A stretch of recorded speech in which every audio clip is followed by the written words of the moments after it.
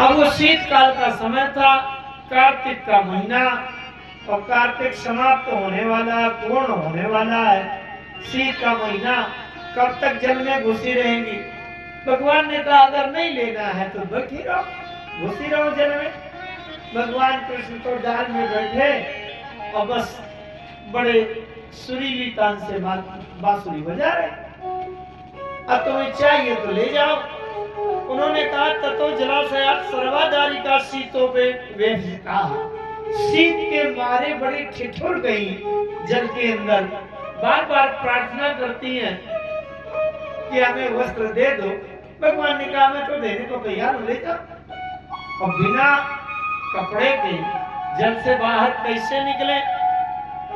पाणिभ्याम योनिवाक्षाद्य, बड़ी अच्छी बात लिखी। उन गोपिकाओं ने दोनों हाथ नीचे करके अपने कमर के उस गुप्त अंग के भागों में अपने हाथ लगा लिए और धीरे से निकलती हैं जैसे निकलने के लिए होती हैं। भगवान कृष्ण ने कहा नहीं नहीं, इस तरह नहीं, तुमने हमारी यमुना मैया का अपना अपमान किया है, इसलिए हाथ ऊपर उठाकर हाथ जोड़कर क्षमा मांगते हुए निकलो। और बड़ी समस्या आ गई। तो यूयम विवस्त्रा यदपो धृतव्रताभ्याः तैतद्दुतुः देवहेलनम बद्ध्वा अंजलि मूर्धन्ये वर्ते हसा कृत्वा नमोधा वसनम प्रगृह्यताम्। एक एक बात लिखी है इसमें। तुमने हमारे जन यमुना मैया का अपमान किया है बिना, इसीलिए कोई भी हो, पुरुष हो या महिला हो, एक बात सुन लीजिए, कभी भी किसी जलाशय में बिना वस्त्र के, निर्वस्त्र कभी भी नहीं उसमें जाना चाहिए। उससे जल देवता का अपमान होता है, वरुण देवता का अपमान होता है, दिशा देवता का अपमान होता है। हमने उनका अपमान कर दिया।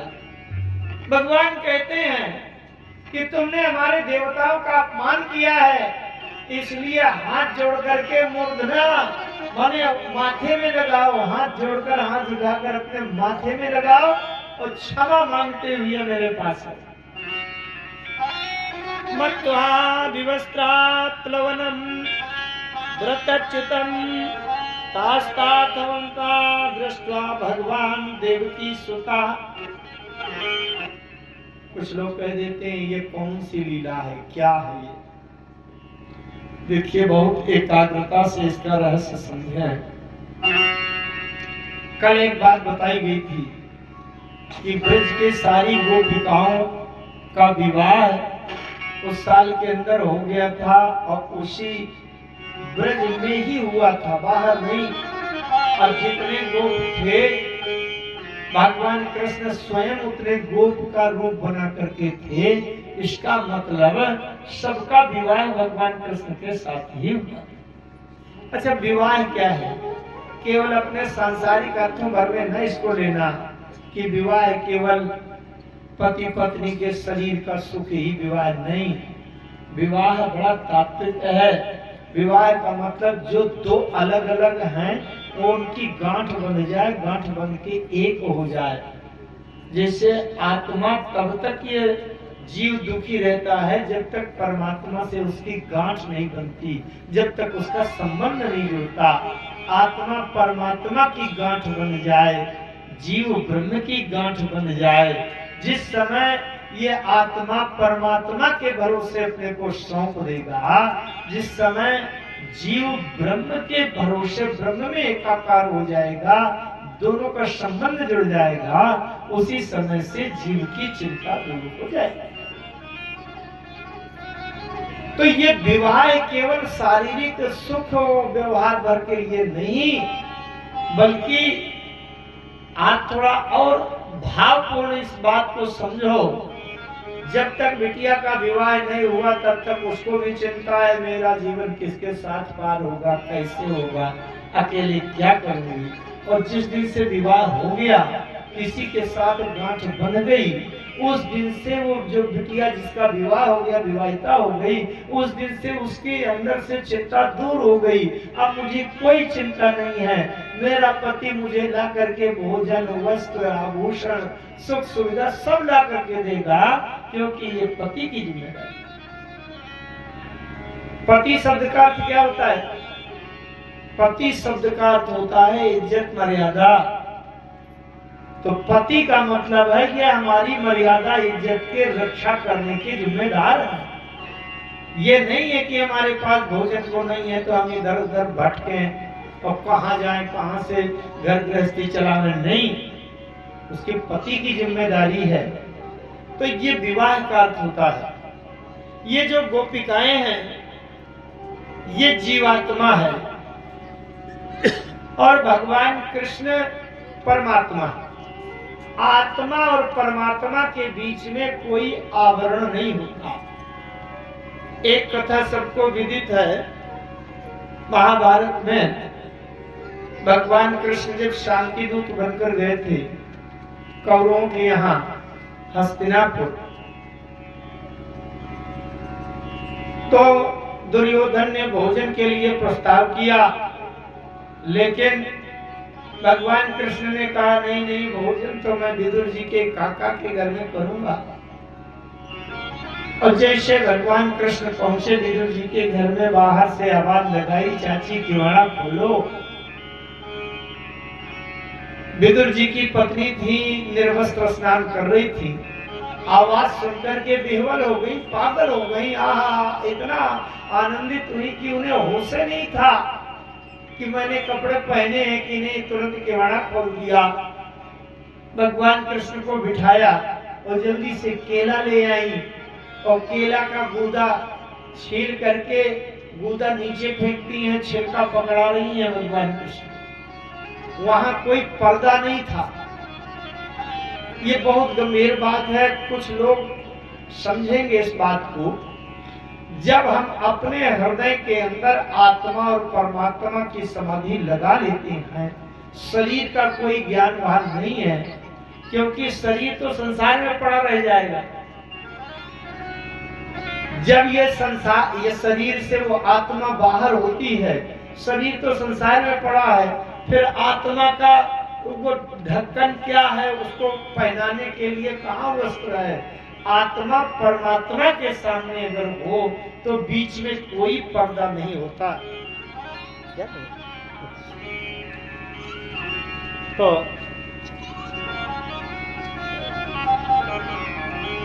ये समाधि की स्थिति है जहां संसार की माया ना हो। ये आत्मा और परमात्मा का एकाकार। भगवान श्याम सुंदर ने वस्त्र हरण इसलिए किया, बिल्कुल सरल बात एक बताऊं आपको। गोपिकाओं ने वस्त्र बाहर रख करके नदी के तट पर किनारे पर अपने वस्त्र उतार कर रख दिए और बिना वस्त्र के जमुना जी में घुस गई जल में। अच्छा ये बताओ, भगवान कृष्ण की आयु उस समय केवल 8 वर्ष की थी।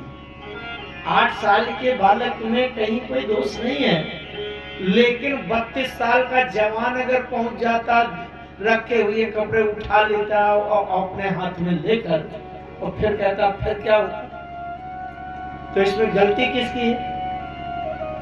भाई वस्त्र उतार कर हमने जमुना जी के किनारे रख दिया, अब बिना वस्त्र के हम जमुना जी के जल में घुस गए, तो इसमें गलती किसकी है? गलती गोपिकाओं की है।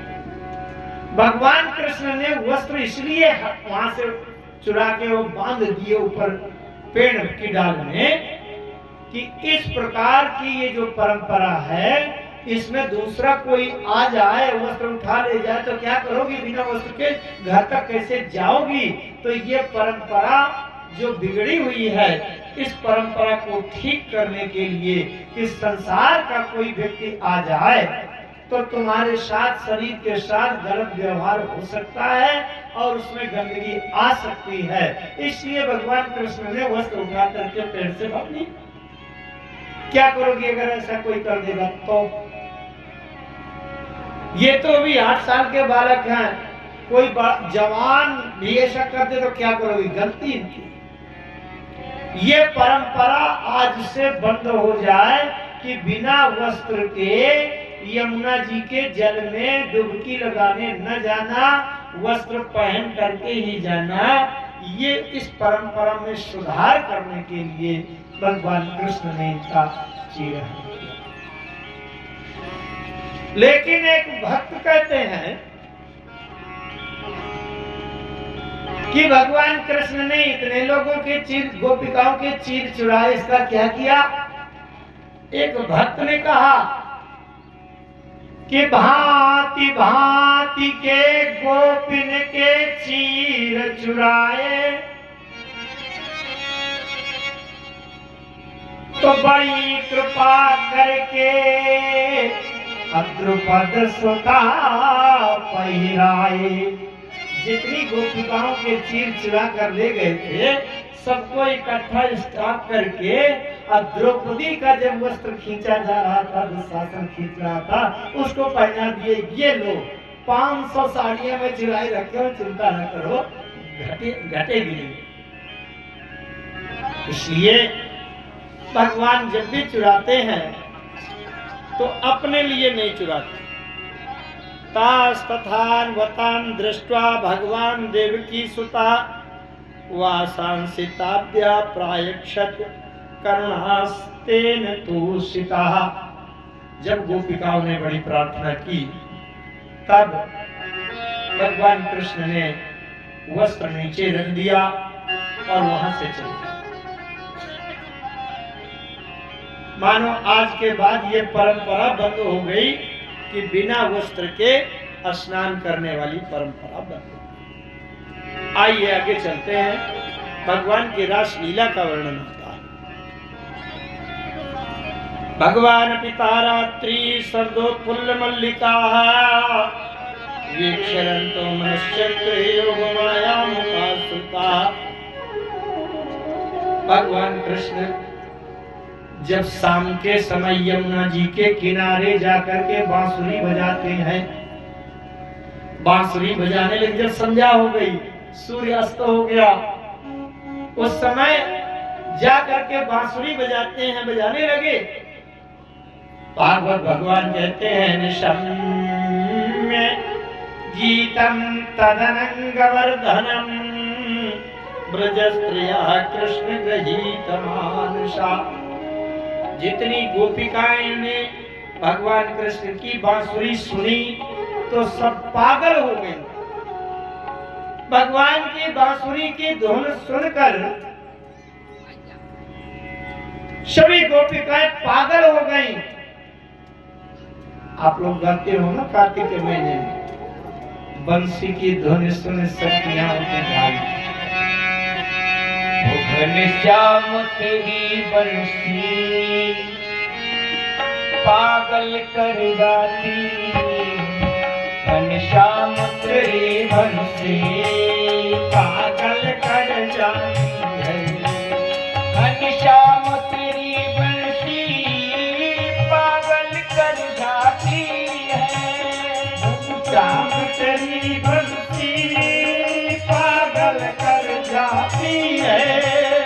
मुस्कान तेरी मोहन, मुस्कान तेरी मोहन घायल कर जाती है।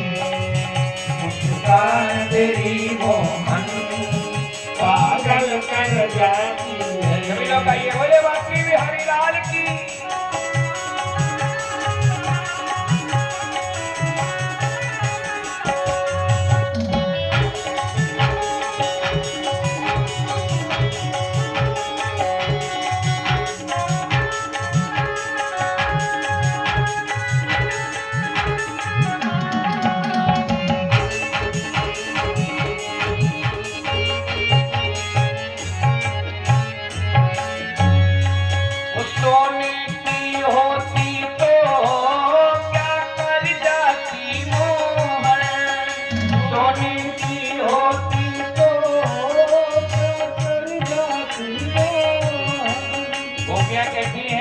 कहीं तुम्हारी बंसी सोने की होती तो ना जाने क्या करती। सोने की होती तो क्या कर जाती मोहन। सोने की होती तो क्या कर जाती मोहन। जब बांस की होकर भी, ये बांस की होकर भी दुनिया को नचाती है। ये बात की होकर भी दुनिया को नचाती है। ओ ये बांस की होकर भी दुनिया को नचाती है। ये बात की होकर भी दुनिया को नचाती है। घनश्याम तेरी बरसी पागल कर जाती है। घनश्याम तेरी बंसी पागल कर जाती है। बोले बाकी बिहारी सरकार की जय हो।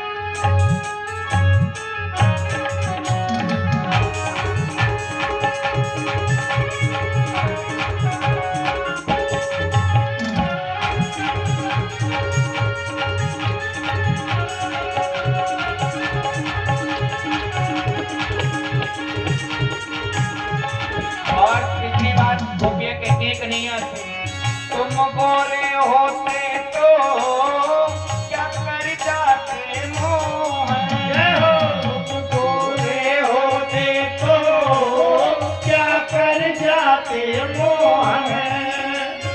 कजरारी तेरी आंखों में क्या भरा हुआ एक टोना है। तेरी तो हंसी और कमर बस जान हाथ से धोना है। बस जान हाथ से धोना है। बस जान हाथ से धोना है। क्या खूबी हुस्न बयान करूं तो सुंदर जा मुसलोना है। श्री ललित किशोरी के प्राण जीवन धनी तू ब्रज का एक खिलौना है। तू ब्रज का एक खिलौना है। तू ब्रज का एक खिलौना है। ओ तुम गोरे होते तो क्या कर जाते मोहन। तुम गोरे होते तो क्या कर जाते मोहन। जब काले रंग पर ही, जब काले रंग पर ही दुनिया मर जाती है। जब काले रंग पर ही दुनिया मर जाती है। ओ जब काले रंग पर ही दुनिया मर जाती है। जब काले होकर भी दुनिया मर जाती है। ओ घनश्याम तेरी बरसी पागल कर जाती है। घनश्याम तेरी बंसी पागल कर जाती है। ओ मुस्कान तेरी मोहर, ओ मुस्कान तेरी मोहर घायल कर जाती है। मुस्कान तेरी मोहन पागल कर जाती है। ओ मुस्कान तेरी मोहर घायल कर जाती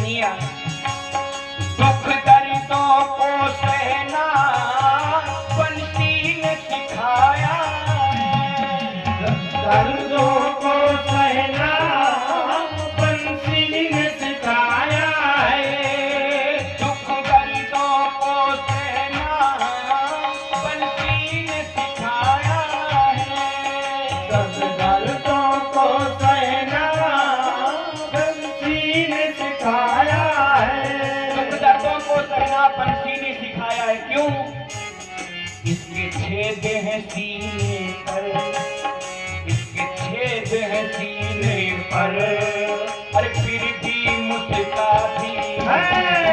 इसके छेद है सीने पर, फिर भी मुस्कुराती है।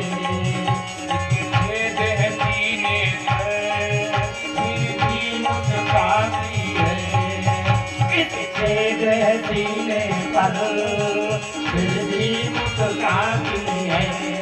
ओ घनश्याम तेरी बंसी पागल कर जाती है। घनश्याम तेरी बंसी पागल कर जाती है। ओ मुस्कान तेरी मोहन, ओ मुस्कान तेरी मोहन घायल कर जाती है। मुस्कान तेरी मोहन घायल कर जाती है। घनश्याम तेरी बंसी पागल कर जाती है, पागल कर जाती है, पागल कर जाती है। भगवान की बांसुरी। अरे बंसी की धुने सोनी सखिया उठ धाई। बंसी की धुने सोनी सखिया उठ धाई। सुधी ना राहत तन की, सुधी ना राहत तन की। बंसी की धुने सोनी सखिया उठ धाई। हर बंसी की धुन सुन सखियाँ उठ जाती।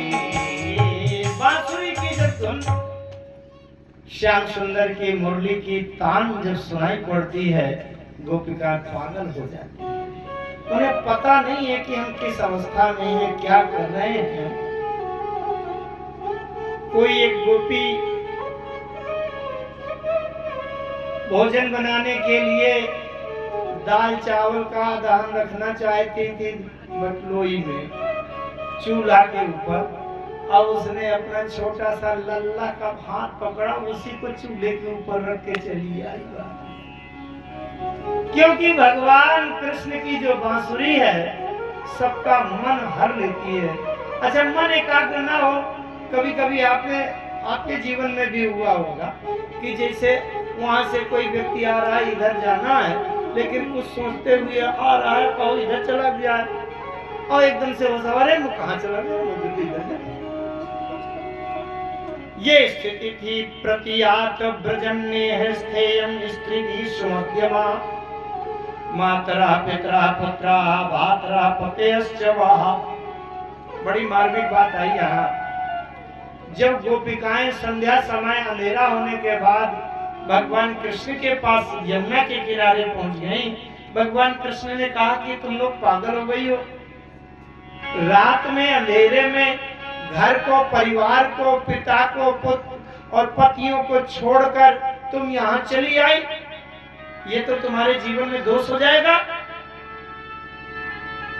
प्रतियाता ब्रजन्ये हस्ते स्त्रीभिः सुमध्यमा। भगवान कृष्ण ठीक वही उपदेश देते हैं जो मानस के अनसुईया जी ने, मानस रामचरितमानस में अनसुईया जी ने सीता जी को दिया है कि मातरा पितरा पुत्र भ्रातरा पतिश्च वः। सबसे श्रेष्ठ पतिव्रता स्त्री वो है कि जिसको पूरे संसार में, सृष्टि में केवल अपना पति ही मनुष्य पुरुष के रूप में दिखाई पड़े, दूसरा कोई पुरुष है ही नहीं। ये श्रेष्ठ उत्तम है। उत्तम के अस बस मन माही। उत्तम के अस बस मन माही। सफल आन पुरुष जगनानी। सफल आन पुरुष जगनानी। मध्यम पारपति देखाई कैसे। मध्यम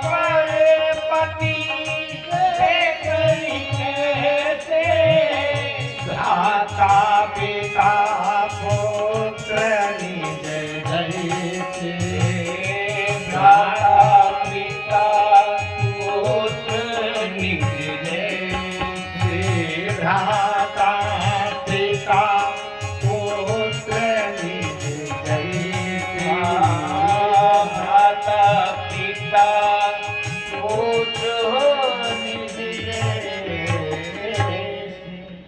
भगवान कृष्ण ने उनसे कहा, अरे तुम लोग भाग के चली आई हो, मातरा पितरा पुत्रा भ्रातरा, तुम्हारे घर में जो लोग पुरुष होंगे और माता पिता होंगे, भाई होंगे, पुत्र होंगे, वो क्या कहेंगे तुमको?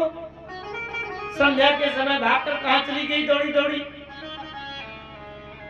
तुम अपने घर के पतियों को छोड़कर क्यों चली आई? भगवान कृष्ण कहते हैं, दोषीलो दुर्भगो वृद्धो जड़ो रोग्य धनु पिवा पति स्त्री तब्यो लोके जो सिरपात की। भगवान कहते हैं, दुशीलो दुर्भगो वृद्धो जड़ो, चाहे स्वभाव किसी का बड़ा कठोर हो पति का, दुर्भगो अभागी हो, भाग्यशाली ना हो, बूढ़ा हो गया हो, वृद्ध हो, जड़ हो, मूर्ख हो, अधनोपी व गरीब भी हो, तो भी स्त्री का धर्म है कि उस पति का सम्मान करे, उसकी उपेक्षा करके उसको छोड़ के दूसरी जगह न जाए।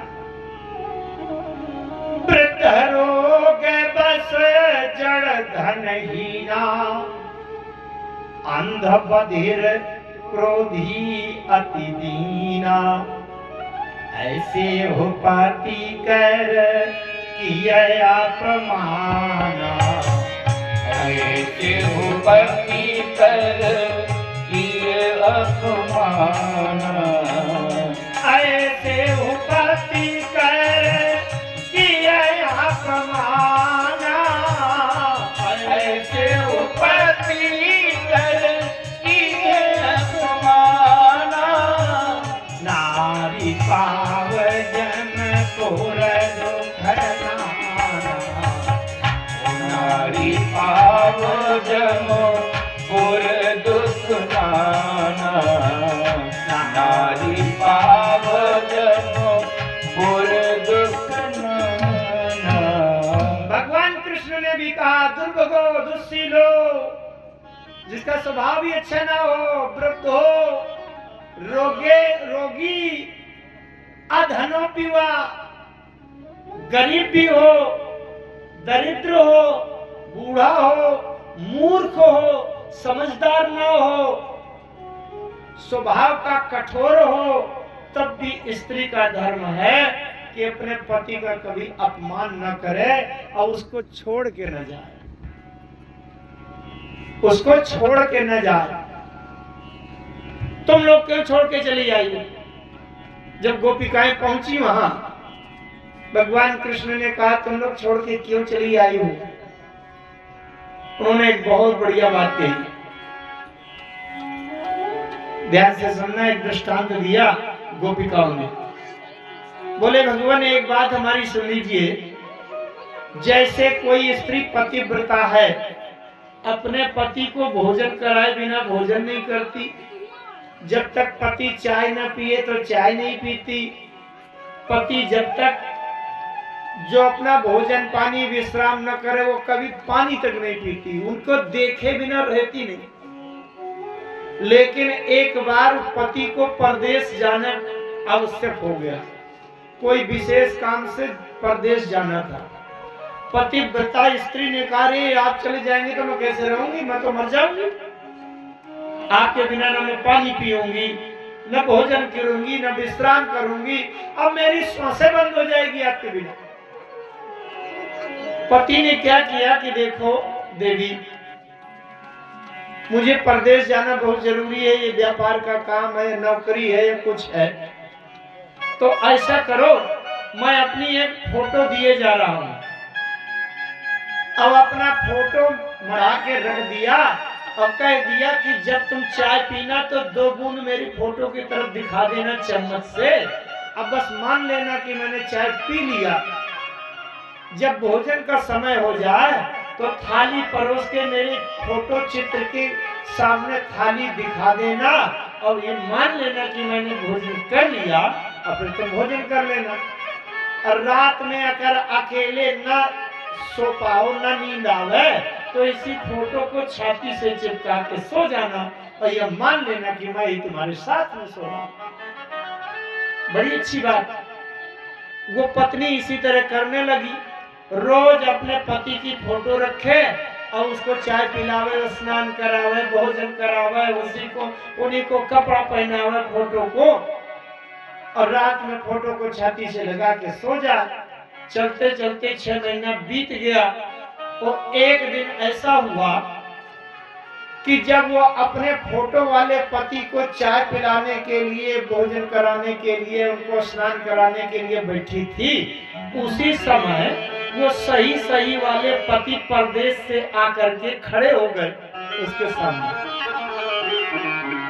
और सही वाले पति ने कहा कि मुझको प्यास लगी है, जल्दी से मुझे पानी पिलाओ।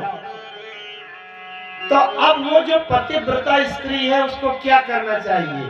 फोटो को पहले भोजन करावे कि सही वाले पति को पानी पिलावे?